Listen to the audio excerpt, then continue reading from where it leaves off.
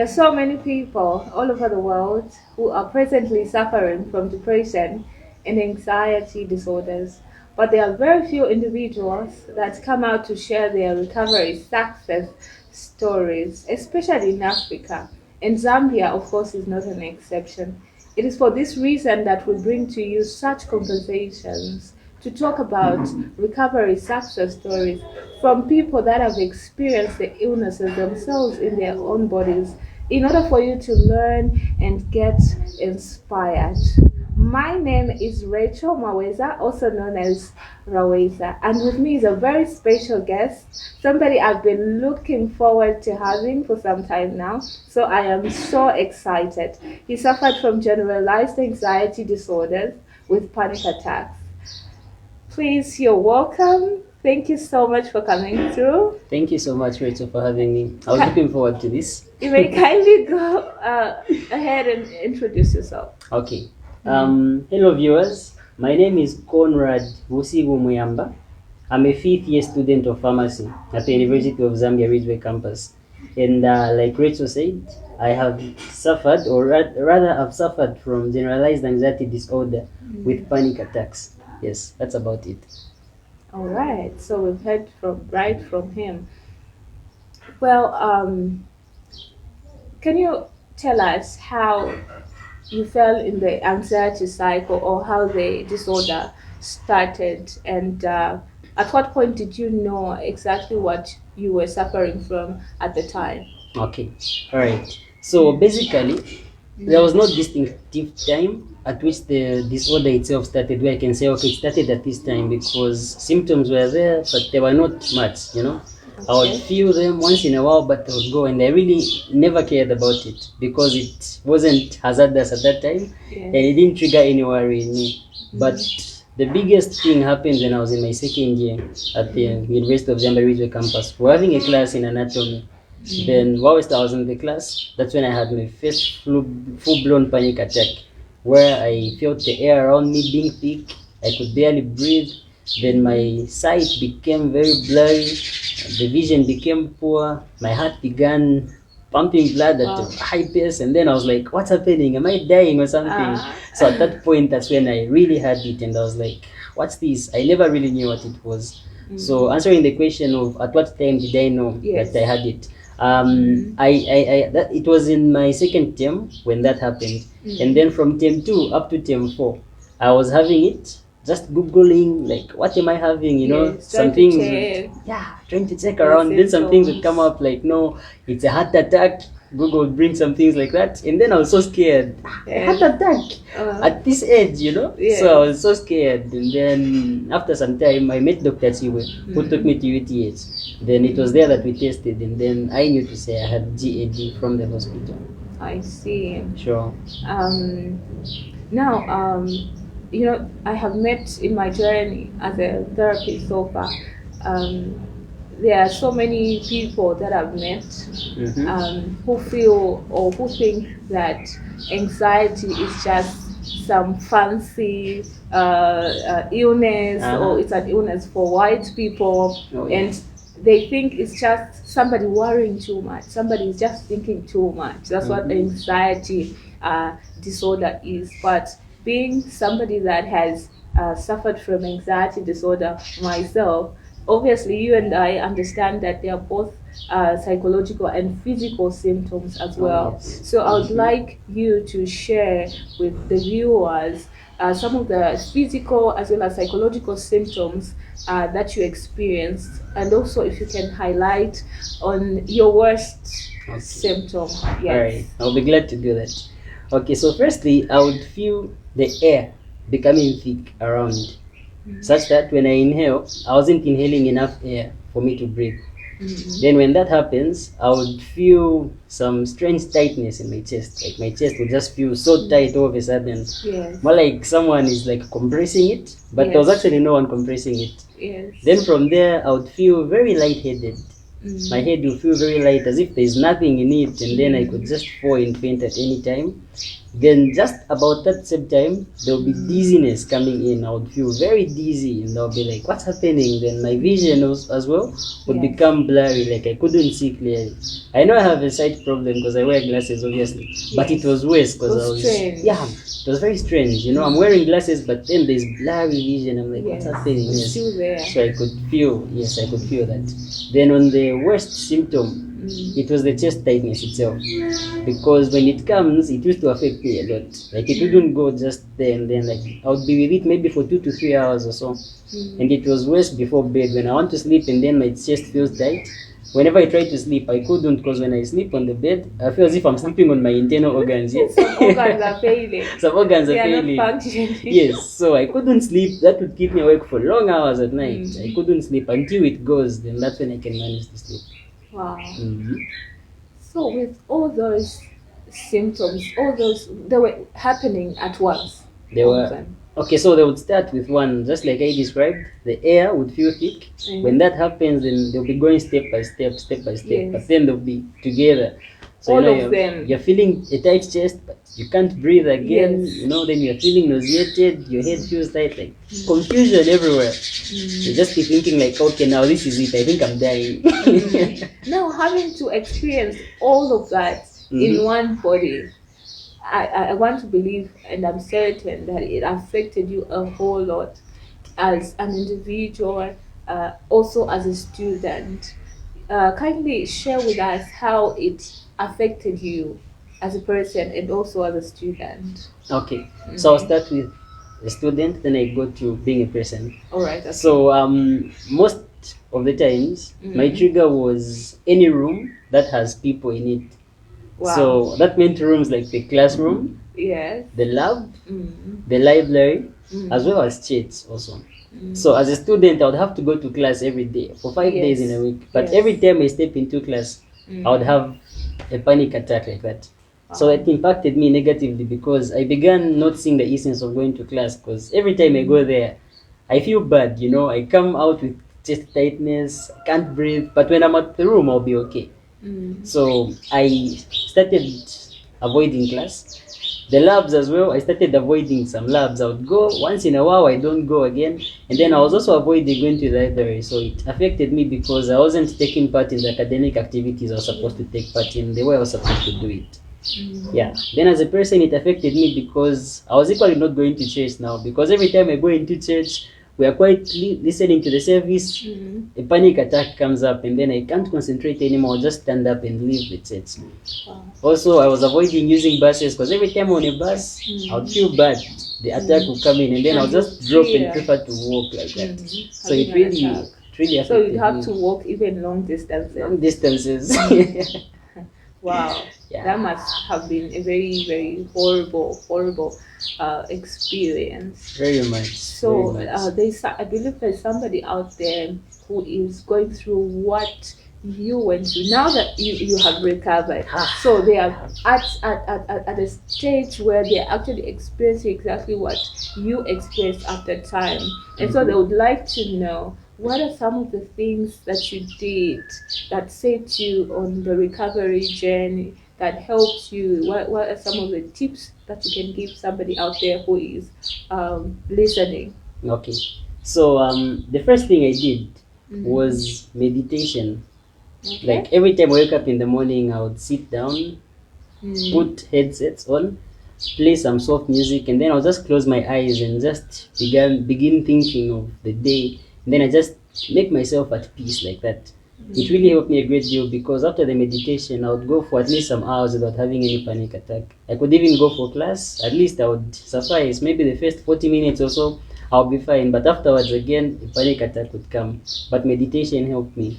Then there was also, so I watched some YouTube videos that told me of some pressure points on which I can apply when I'm having a panic attack. Okay. So for instance, when I'm in an exam room, I start feeling a panic attack. I would hold my hand here, my palm, then I use my finger, then I hold it like that. When I press it for at least 30 seconds, the panic attack would go. It will Then, die yeah, down. it would go. Okay. Then I would be there now writing. After some time it comes again, I would do the same, and it used to help me a lot. Yes, it used to help me a lot. But one thing that contributed towards me recovering was being free to share with others. Yeah. I shared with my roommates because they had to know what was going on. They were surprised, what's happening to you? So I shared with them, and them knowing that, they were able to check up on me every day. How are you feeling today? How is it going? So that really helped me because I it must had have been this very support. strange to them. Exactly. I had a very similar experience. Oh, wow. Yes. Okay. How was it? Well, for me, they took interest and began to study the illness so that they can help me better. Yeah. Yes. That was really good. So aside from that, I also taught my family members about it.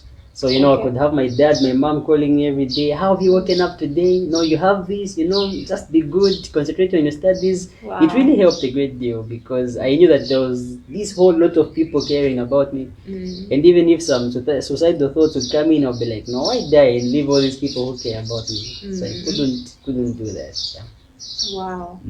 So talking about it, he says talking about it, talking to people around, is one of the things that helped him to recover. So which means if you keep harboring it, you don't share it with anybody, it harms you, and also everybody around you gets affected because they also don't understand what's happening to you. So it's only when you speak out, when you tell them what really is going on with you, that's when they're able to understand and to receive the help that you need. So, what are some of the things that you were able to do then when you're suffering from anxiety disorder? And did you have any limitations? Okay. All right. So, like I mentioned, yeah, they began during my second year, right? So I wasn't able to do much during second year.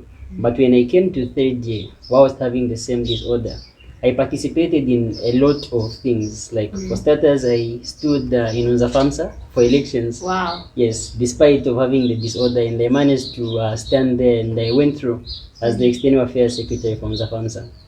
Then I equally stood in Unzasu as the Minister of Gender Ethics and Integrity, which I lost. Wow. That's a challenge. That's a challenge. I lost that one, Yeah, it motivated me because it wasn't about a lose for me.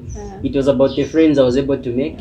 It's about the experience that I had in it. It was about the fun I had in it, and also the vision that I had for the school at that time when I was standing for that position. So it felt really good. Then besides from that, I was also able to participate in some poetry contests despite having the disorder with me. I used to go. I'll go there, stand on stage, you feel the disorder coming, then you're like, no, you know what? Just go ahead. And I think I remember you even won an award. Oh yeah. As a king of what? King of poetry. Wow. Yes, that time I was even almost becoming fine from the disorder when I did that. Yes, but I was still having it with me that time. So yes, I equally won an award as the Ridgeway King of Poetry with the disorder with me. So I was able to do that, and then I was even able to start up a small company of my own. Wow. Called Black Shrek Media House, where we focus much on graphic designing, printing things, photocopying, like that. So I did that with the disorder with me. So I never let the disorder shut me down rather, to make me not to do things. I was there pulling over and over. So on the limitations, yes, I did have limitations because for starters, like the way I was feeling, I couldn't do exercises for too long a period of time. And then even talking, I couldn't talk for a very long period of time because when I talk for a long period of time, the attack that will come afterwards would be very bad and very severe. So I had those limitations with me, but I was able to accomplish that. Now that's a challenge because for somebody who is suffering from the disorder and they're like, I can't do all that. So that's a challenge to us to say, despite having the disorder, he still went ahead and lived his life like he did not have it. And I think that must have contributed also to your healing. Yes, it did. It actually did help me a lot. Especially when I was the External Affairs Secretary. Like I was serving at a platform called International Pharmaceutical Students Federation. Then I was representing Zambia in there. Wow. So we had some mental awareness campaigns, like we were meeting with students from around the world studying pharmacy as well. So from Nigeria, from America, from where. So we had some campaigns together, and in those campaigns I used to tell them to say, I actually have this illness, Yes. And then they'll be there supporting me, and it helped me as well. Yes, it really did help me too. Okay. So now that you're free from the disorder, what are you able to do now? Yeah, easily compared to when you had the disorder. Okay, so I can really go to class now without worrying about having a panic Oh attack. yes. I can And you're freely- completing. I'm completing in the next 2 months. 2 months. So I can freely go to class now. I can freely stand on the stage to do my poetry thing or any other thing You without can having to still worry be about on this anything. interview, on this conversation. Exactly. I'm also able to go to church now without Yeah. having to worry about any panic attacks. So I can go to the lab. Of course, we don't do labs now, but if I thought there were labs, I could be able to go now. Yes. And also go to the library now. I do Ah. go. I don't feel anything like that. So. And you mentioned so those were actually triggers for the panic attacks, but now he's Yes. able to do all that, All that. without feeling anything or anything close to a panic attack.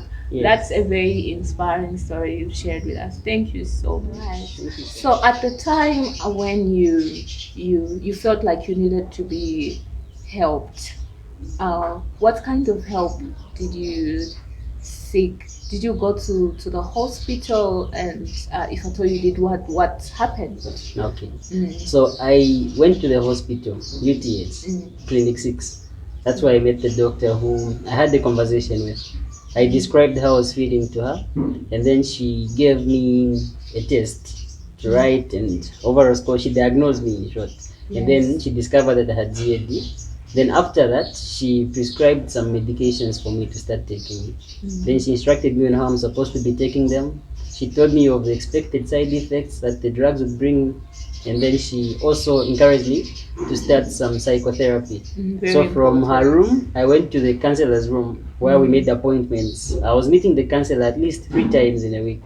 Wow. So I used to go to UTH 3 times in a week, where I would have some supportive therapy. He would be asking me questions, I'll be responding, he would be understanding me, and then he was also encouraging me to fight the disorder. And then there was also some group therapy where people who have the same disorder as me would sit on a round table, then would have a conversation. Everyone Wow. would share how they're feeling, you know? Yeah, Yes. that really helped me a great deal, because knowing that there are other people out there Like me, like you, Oh, who I never knew at that time. that are suffering from the same. Exactly. You So get that encouraged. encouraged me, because I could even see people who were worse than I am. I was like, wow, Yes. there's even that. I was like, okay. And the person is still living on. Exactly. Yes. So it encouraged me a lot. I was like, okay, this is going to be beatable. And then there were some people who also said, saying, no, I had it, but I'm better now. And you'd see clearly that they're doing fine. So that gave me a roadmap to say, okay, so I may be bad now, but then I'm going to go better until I become like them and even better than them. So that was how it was managed. Very So true. you suffered from that as a student. Yes. I have spoken to students that are presently suffering from the disorder. And I know that it is very overwhelming, because I suffered from it as a student well. And many other times when I just wanted to give up, to say, okay, I think I am so overwhelmed. The lecturer, the supervisor, this one wants, they have certain expectations of you. They put a certain demand on you, just like any other student. And you're also dealing with these symptoms in your own body. So what can you say to that student that is going through all this and they feel like giving up, they feel overwhelmed? What can you tell them? All right. So, dear student who may be having panic attacks or generalized anxiety disorder or anything related to it at this point in time, I want to encourage you today to not give up, because that anxiety disorder you're having right now is only but temporary when you believe it is, and you can be able to fight it. In as much as it may bring all those negative things in your life, focus on the positive things it brings as well, because it challenges you to do things better. You know, when you have that panic attack, you'd feel as if you're inferior. People will look at you at a different way. So you always have to strive hard to do things that people think you cannot be able to do. You have to be able to fight it, and once you do that, trust me, everything is going to be okay. I had it in my second year. I wrote my second year exams having panic attacks, but I never even sat for a supplementary exam. I cleared everything with good grades in courses. Exactly. And then also, I wrote my third year exams having panic attacks, but I equally cleared without having to sit for a supplementary exam. So you see, you don't have to give up. You just have to fight, and once it goes, you're going to be okay. Wow, Sure. that's so powerful. That's wonderful. The shame, especially that, you feel, oh my God, when I go to class, what if I fall down? Probably everybody will laugh at me. But Oh, you need to yeah. reach a point where it just doesn't matter anymore. You have a goal, like you mentioned, you have a goal, you just go forward with it until you achieve it. Very So true. I love to say there is no shame in fighting for your life. You can't be ashamed for fighting for your life, for your dreams. Oh, yeah. And so we cannot talk about a student or a pupil without talking about the teacher and the lecturer, because yeah. they share a relationship.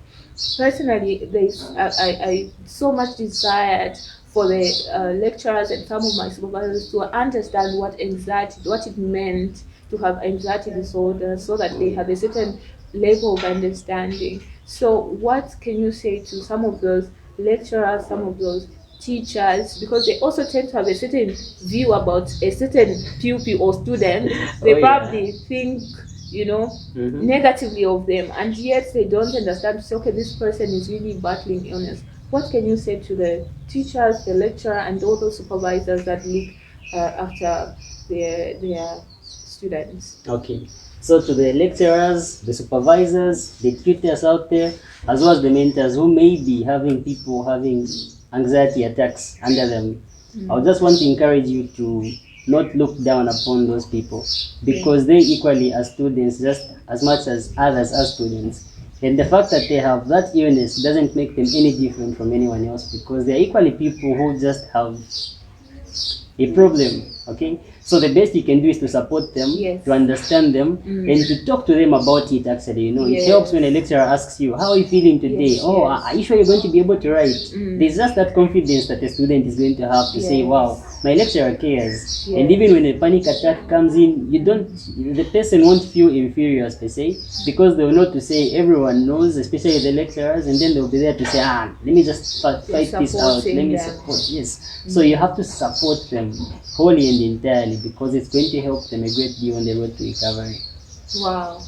Wow. I wish every lecturer could hear that and know to say there are students in my class who are actually battling that way. It's not that they are lazy or they just don't want to be committed, because you mentioned to say sometimes you miss classes because of the attacks. Oh, yeah. And so I have also, probably you have also met people that will tell you to say, once you are diagnosed with anxiety disorder, you live with it for the rest of your life. It's I've a heard life that a great sentence. deal. It's a Heard life that a great sentence. deal. I have met people who have literally tried to convince me to, I have done this, I've researched. Oh, yeah. I'm meant to live like this for life. Mm-hmm. But you recovered.